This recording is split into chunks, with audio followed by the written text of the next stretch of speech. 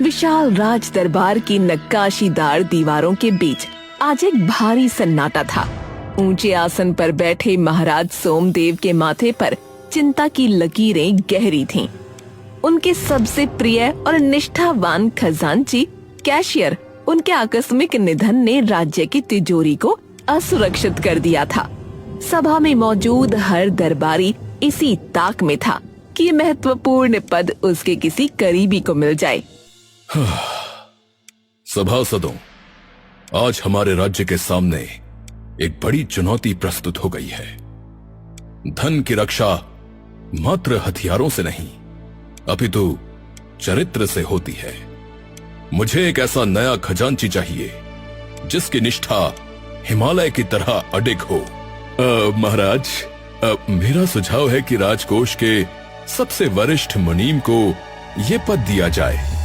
उन्हें वर्षों का अनुभव है और वे हिसाब किताब की बारीकियों को समझते हैं। महाराज, क्षमा करें प्रधानमंत्री जी, परंतु अनुभव से अधिक बल आवश्यक है।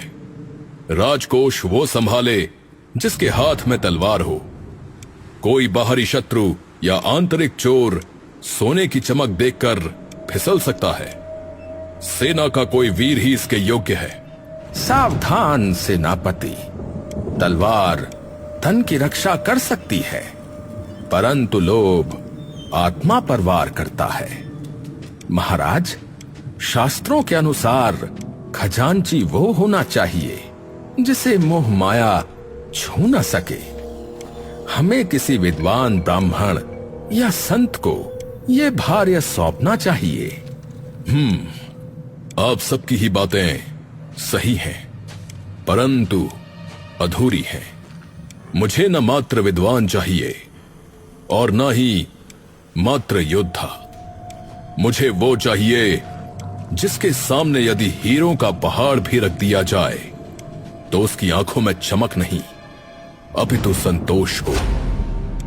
तभी बगल में बैठी महारानी सुलक्षणा, जो अब तक खामोश थीं, चर्चा में शामिल हुईं। महाराज, यदि आज्ञा हो तो मैं कुछ बोलूं? अक्सर ऊंचे पदों पर बैठे लोग सत्ता और प्रभाव के कारण ईमानदार दिखते हैं, लेकिन सच्ची ईमानदारी तो वो है जो अभाव और गरीबी में भी न डगमगाए। क्या हमें अपना नया खजांची राजमहल के बाहर सामान्य जनता के बीच नहीं ढूंढना चाहिए?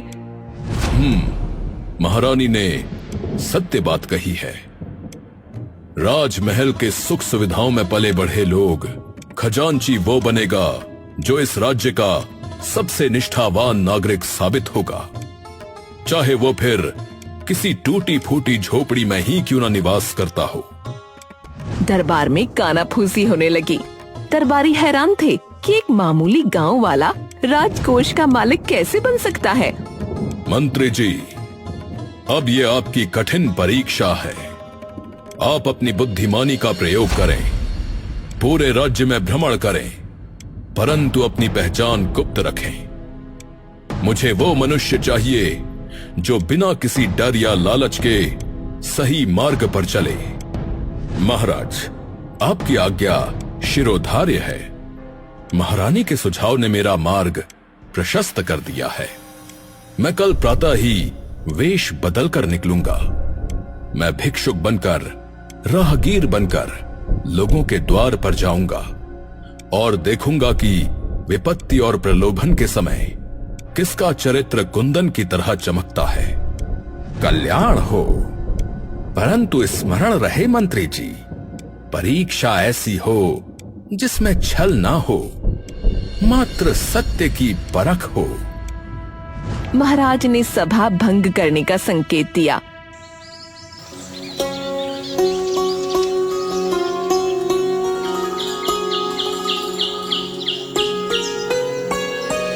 एक तपती दोपहर, सोमू चाक घुमा रहा था और मालती पास बैठी थी। उसके चेहरे पर चिंता की लकीरें साफ दिख रही थीं। पेट की आगे सूरज से भी ज्यादा तेज है। धैर्य रखो मालती, धैर्य रखो। धैर्य से भूख नहीं मरती। कल रात से अन्न का दाना तक गले के नीचे नहीं उतरा। मिट्टी का काम है, धीरज तो चाहिए ही। आज चूल्हा नहीं जलेगा क्या? शाम तक सब ठीक हो जाएगा। से घर में चावल का एक दाना तक नहीं बचा। आज ये मटके नहीं बिके तो कल का सूरज देखना भारी होगा। मालती, मुझे सब पता है। पता है? इतने शांत कैसे हैं आप? घबराओ मत, आज बाजार में हमारे बर्तन जरूर बिकेंगे। कल भी आपने यही कहा था, परसों भी यही। वो ऊपर वाला हमारी तकलीफ देख रहा है मालती। शायद उसने अपनी आंखें मूंद ली हैं। हमारा विश्वास ही हमें इस दलदल से बचाएगा। विश्वास से पेट नहीं भरता, रोटी से भरता है। हमने कभी किसी का बुरा नहीं किया, फिर हमारे साथ बुरा कैसे होगा? यही तो सबसे बड़ा दुख है, हमने कभी किसी को धोखा नहीं दिया। और यही हमारी सबसे बड़ी कमाई है। पर फल क्या मिला? दर दर की ठोकरें और ये खाली बर्तन। ये परीक्षा है, समय सबकी परीक्षा लेता है। फिर उस प्रधान का इम्तिहान क्यों नहीं होता? अरे उसकी बात छोड़ो। कैसे छोड़ दूं? वो दूसरों का हक मारकर जीता है, गरीबों का खून चूसता है। मालती, तुम उसके महल की तरफ मत देखो। क्यों ना देखो? इस गांव में सबसे बड़ा सुखी वही दिखता है। उसके घर में पकवान बनते हैं। देखो मालती, सुख मात्र चांदी के बर्तनों में नहीं होता। मालती, पर चैन की नींद तो उसे आती होगी। पाप की नींद कभी चैन की नहीं होती। दुनिया तो उसी के कदमों में झुकती है। डर और सम्मान में फर्क होता है मालती। हमें सम्मान नहीं, 2 वक्त की रोटी चाहिए। मालती, अपनी तुलना उससे मत करो। क्यों? क्या हम इंसान नहीं हैं? परंतु ये भी तो सोचो कि हम नेक इंसान हैं, वो नहीं। नेकी ने हमें क्या दिया? सिर्फ फटे हुए कपड़े। मुझे तो बस इतना पता है मालती कि जो बुरा करते हैं उन्हें एक ना एक दिन फल भुगतना ही पड़ता है। पर उसे तो सब कुछ मिल रहा है। अच्छाई का फल देर से मिलता है, पर मिलता अवश्य है मालती। मेरे सब्र का बांध अब टूट रहा है। बस थोड़ा और। अंधेरा घना हो तो समझो सवेरा करीब है। सवेरा होगा भी या हम इसी अंधेरे में गुम हो जाएंगे? भगवान के घर देर है, अंधेर नहीं। आज का दिन कैसे कटेगा, बस यही बता दीजिए। इनमें मेरी मेहनत है और तुम्हारी प्रार्थनाएं, ये बेकार नहीं जाएंगी। अगर आज भी ग्राहक नहीं आए तो समझेंगे कि ऊपर वाले को हमारी और कड़ी परीक्षा लेनी है। आप हार क्यों नहीं मानते? हार मान लेना ही सबसे बड़ा पाप है मालती। लेकिन भूख शरीर को थका सकती है, आत्मा को नहीं। आपकी बातें हमेशा मीठी होती हैं, पर पेट खाली है। कड़वे वक्त में मीठी बातें ही सहारा देती हैं। काश चमत्कार जैसा कुछ हो जाता। होगा मालती, अवश्य होगा। जब मनुष्य का सब्र अपनी सीमा पर होता है तभी प्रभु हाथ थामते हैं। क्या हम कभी सुख से सो पाएंगे? अवश्य, जिस दिन हम अपनी ईमानदारी का फल चखेंगे। प्रधान के पास सोना है, हमारे पास सिर्फ मिट्टी। सोना मिट्टी से ही निकलता है मालती, बस परखने वाली आंख चाहिए। भगवान करे आपकी बात सच हो। सच ही होगी, विश्वास रखो। मिट्टी की सौंधी खुशबू हवा में फैल गई। मालती चुपचाप उसे देखती रही। उसकी आंखों में अब भी आंसू थे, पर सोमू की बातों ने उसके गिरते हुए हौसले को एक तिनके का सहारा दे दिया था। धूप अभी भी तेज थी, पर कुटिया के उस कोने में उम्मीद की एक नन्ही सी लौ जलने लगी थी।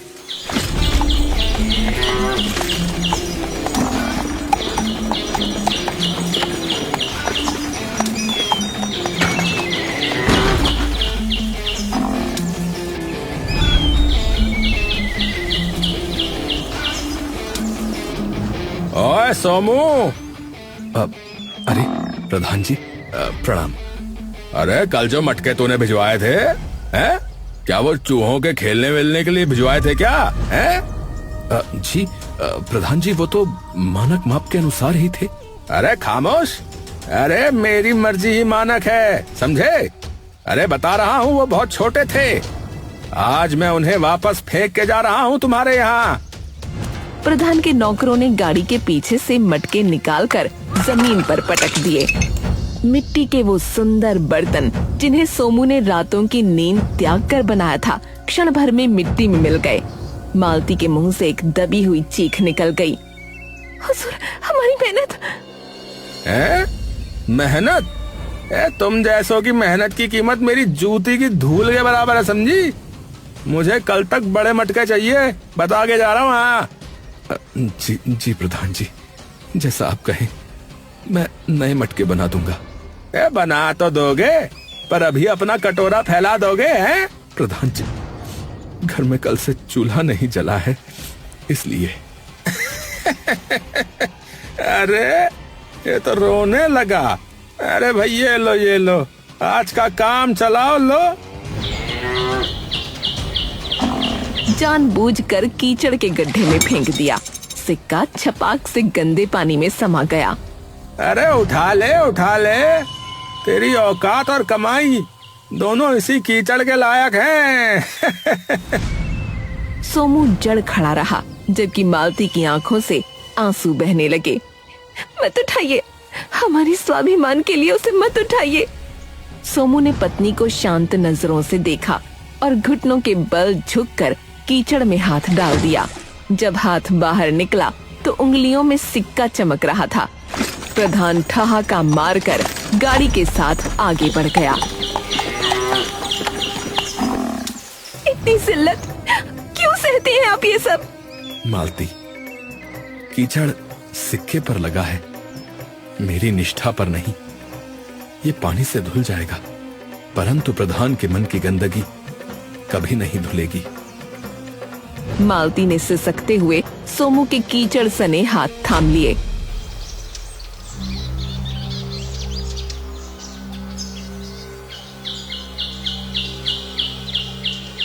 अगली सुबह जब सोमू काम कर रहा था, एक बहुत ही वृद्ध और थका हुआ व्यक्ति वहां से गुजरा।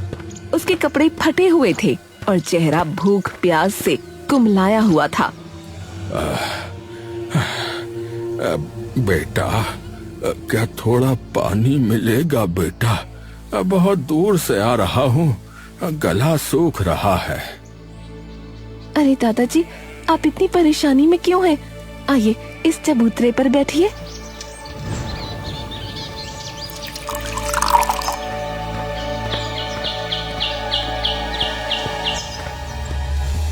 दादाजी, ये लीजिए, जी भरकर पानी पीजिए। वृद्ध ने गटागट पानी पिया। अरे बेटा, तुमने मुझे पानी पिलाकर मेरी जान बचाई है, मैं इसे कभी नहीं भूलूंगा। अरे दादाजी, ये तो हमारा फर्ज था। आप बहुत थक गए हैं, थोड़ा दलिया खाकर जाइएगा। तुम्हारी बातें तुम्हारे काम की तरह ही सोने जैसी शुद्ध हैं बेटा, तुम बहुत आगे जाओगे। जाते समय वृद्ध ने अपने झोले से एक बहुत पुराना, बदसूरत और काला पड़ चुका मटका निकाला। बेटा, मेरे पास तुम्हें देने के लिए कुछ नहीं है, बस ये पुराना मटका है, इसे रख लो बेटा, ये तुम्हारे काम आएगा, मना मत करना। अरे नहीं दादाजी, हमें कुछ नहीं चाहिए, आप बस सुख से अपने घर पहुंच जाइए, वही बहुत है। अरे नहीं बेटा, इसे मना मत करो, मैं ये खास तुम्हारे लिए ही लाया हूँ, ऐसा समझो। लो रखो, खुश रहो बेटा, खुश रहो।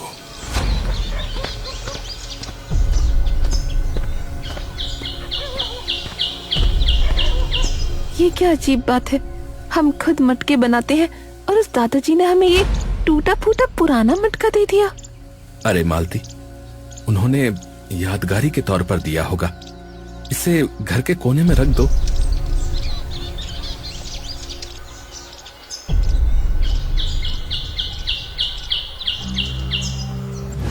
कुछ दिन बाद मालती सफाई करते हुए उस पुराने मटके को धोने के लिए उठाती है तो उसे अंदर कुछ खनकने की आवाज आई। अरे, इस पुराने मटके में क्या है? जैसे ही उसने मटका हिलाया वो हाथ से फिसलकर फर्श पर टूट गया। मालती की चीख निकल गई, लेकिन तभी उसकी आंखें फटी की फटी रह गईं। मटके के अंदर से सैकड़ों सोने के सिक्के फर्श पर चमक रहे थे। सुनिए, जल्दी आइए, देखिए क्या हुआ। और सोने के सिक्कों का ढेर देखकर दंग रह गया। मालती खुशी से झूम उठी। देखा, भगवान ने हमारी सुन ली। उस वृद्ध के रूप में साक्षात ईश्वर आए थे। अब हमारी गरीबी मिट जाएगी। सोमू खुश होने के बजाय गहरी चिंता में डूब गया। क्या हुआ? आप खुश क्यों नहीं है? मालती, उस वृद्ध को शायद पता ही नहीं था कि इसमें सोना है। कहीं ये किसी और की अमानत तो नहीं? पर उन्होंने तो ये हमें दान में दिया था ना। फिर भी मेरा मन नहीं मानता। उनकी जानकारी के बिना ये सोना अपने पास रखना चोरी जैसा है। मैं उन्हें ढूंढकर ये सच बताऊंगा। लेकिन हमारी गरीबी। दूसरों के धन पर अपना सुख बनाना गलत है मालती। मालती ने पति की महानता देख सर झुका लिया। सोमू के घर सोना मिलने की खबर हवा की तरह पूरे सुंदरापुरम में फैल गई। जैसे ही ये बात प्रधान के कानों तक पहुंची, उसकी आंखों में लालच उतर आया।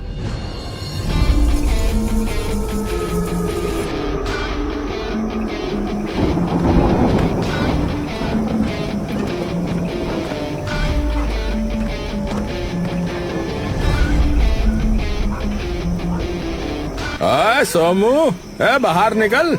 कहाँ छुपा रखा है?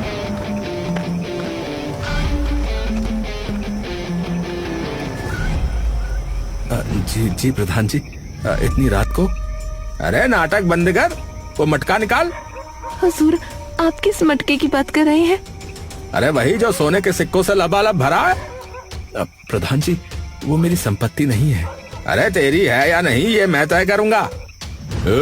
मालिक से जबान लड़ाता है, सीधा मटका बाहर ला, समझा क्या? वो एक वृद्ध राहगीर की अमानत है। अमानत? सुन, इस गांव की मिट्टी से जो निकलता है वो मेरा है, समझा, मेरा। पर वो तो हमें उपहार में मिला था। उपहार? अरे तुझ जैसे दरिद्र को कोई सोना क्यों देगा रे? अब शायद मेरी निर्धनता देखकर उन्हें तरस आ गया होगा। अरे तरस वरस नहीं आया होगा, पक्का तूने चोरी की है। हाँ नहीं हुजूर, मेरे पति कभी चोरी नहीं कर सकते। अरे चुप रहे औरत। सीधा बता कि सोना कहाँ है, बोल। वो सुरक्षित रखा है, पर वो आपके लिए नहीं है। इतनी हिम्मत कि तू मुझे मना कर रहा है? लगता है इसकी खाल उधेड़नी पड़ेगी मालिक। अरे नहीं, इसे कल पंचायत में घसीटेंगे। प्रधान जी, मैं पंचायत से नहीं डरता। अरे देखेंगे, गांव के सामने तुझे चोर साबित ना किया ना तो मेरा नाम भी प्रधान नहीं है। हाँ, पर सच तो सबको पता है हुजूर। अरे सच वो है जो मैं बोलूंगा, समझा? भगवान सब देख रहे हैं प्रधान जी, भगवान से डरो। अरे भगवान जो है ना वो महलों में रहते हैं, समझा, तेरी सड़ी झोपड़ी में नहीं। कल सुबह गांव के चौपाल पे तैयार रहियो, समझा? अगर सोना लेकर नहीं आया तो तुझे इस गांव से कोड़े मार कर बाहर निकालूंगा। हमें बचा लीजिए हुजूर, हम बहुत गरीब हैं। ये तो गरीब हो तो गरीबी में रहो ना, सोने के सपने मत देखो। हाँ, और अपने गुंडों के साथ अंधेरे में ओझल हो गया। अब क्या होगा? वो हमें मार डालेंगे। डरो मत मालती, जिसकी लाठी उसकी भैंस हो सकती है, परंतु सत्य की लाठी सबसे बलवान होती है। कल पंचायत में हमारा कोई साथ देगा? सत्य स्वयं अपना गवाह होता है, बस भरोसा रखो।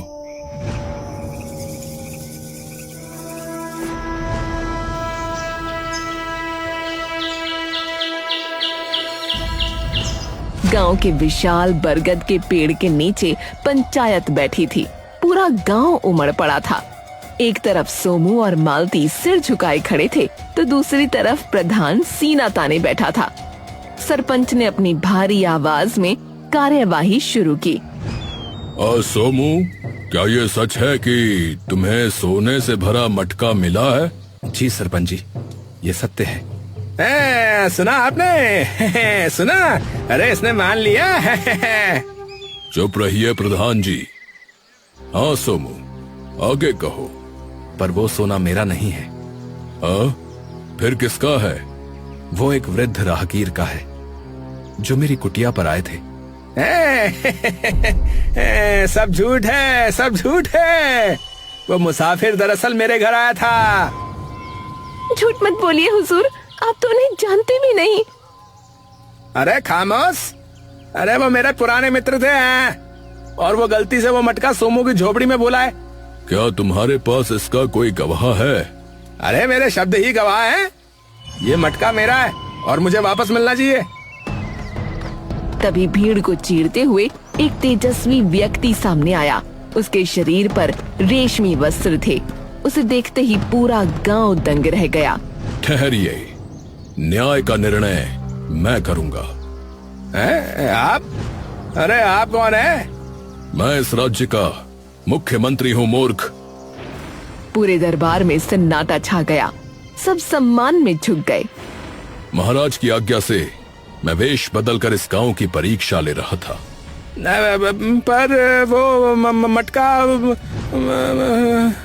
प्रधान, तुम कहते हो कि वो वृद्ध राहगीर तुम्हारा मित्र था। क्या मित्रों के साथ ऐसा व्यवहार किया जाता है? जी जी जी मंत्री जी, मैं वो। झूठ मत बोलो। जब मैं प्यासा और लाचार होकर तुम्हारे द्वार पर आया था तब तुमने क्या किया था? मैंने तुमसे कहा था कि बेटा मुझे थोड़ा सा पानी दो, परंतु तुमने मुझे पानी की एक बूंद तक नहीं दी। उल्टा तुमने मुझे दुत्कार कर वहां से दूर करके भगा दिया था। मंत्री जी, मैं पहचानने में भूल हो गई, गलती हो गई। भूल तुम्हारे न पहचान पाने के कारण नहीं, अपितु तुम्हारी नियत में खोट के कारणवश हुई। तुमने एक प्यासे वृद्ध को भगाया और इस सोमू ने अपनी निर्धनता के बावजूद अपनी अंतिम रोटी और पानी मुझे दे दिया। आज तुम किस हक से इस सोने पर अपना दावा कर रहे हो? मुझे क्षमा करें मंत्री जी, मुझे क्षमा कर दीजिए। मुझे पता नहीं था। मूर्ख, अज्ञानता अपराध को कम नहीं करती। तुमने न मात्र मिथ्या बोला, अपितु तुमने एक निर्धन की निष्ठा छीनने का भी प्रयास किया। मंत्री जी ने बड़े गर्व से सोमू की ओर देखा। सोमू, तुम्हारी सेवा भावना ने मेरा हृदय जीता था, इसलिए मैंने वो सोना तुम्हें दिया था। मंत्री जी, पर ये तो बहुत अधिक था। ये तुम्हारी निष्ठा का मूल्य है सोमू। तुमने सोना पाकर भी उसे अपना नहीं माना। यही तुम्हारी सबसे बड़ी जीत है।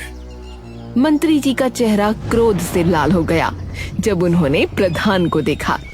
प्रधान, तुम जैसे लालची लोगों की वजह से ही राज्य की बदनामी होती है। अब मुझसे भूल हो गई मंत्री जी। क्षमा मंत्री जी। ये भूल नहीं है, ये पाप है मूर्ख। तुम्हारी सारी संपत्ति की जांच होगी और तुम्हें राज्य की तरफ से कड़ा दंड मिलेगा।